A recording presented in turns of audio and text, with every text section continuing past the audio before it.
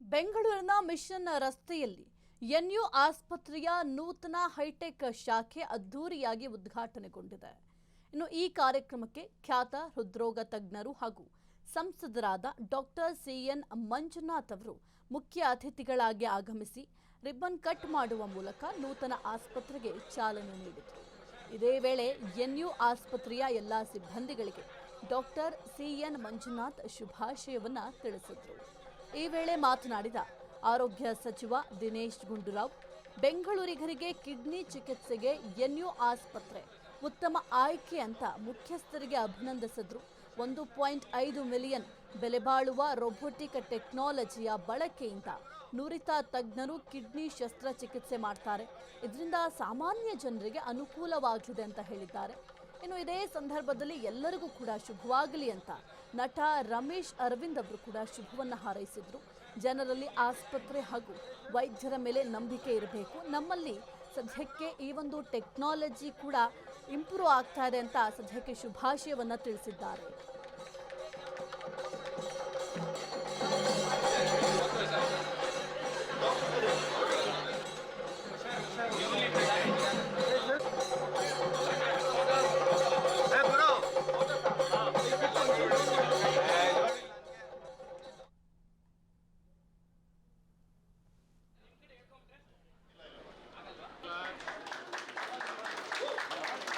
Movement ಮಾಡಿಸೋಕ್ಕಾಗುತ್ತಾ?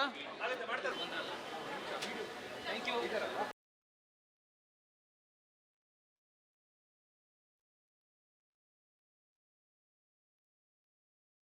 ಇವತ್ತು NU hospital is a brand by itself because of its high quality services for kidney patients.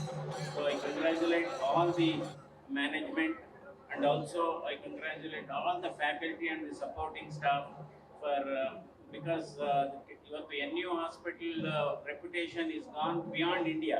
Even Mauritius ನಲ್ಲಿ 2 hospital ಇದೆ ಅಂತ ಹೇಳ್ತೇವೆ. So take care of 5 to 6 yes for better kidney health, that is salt, stress, spirit, smoking, sedentary life and sugar.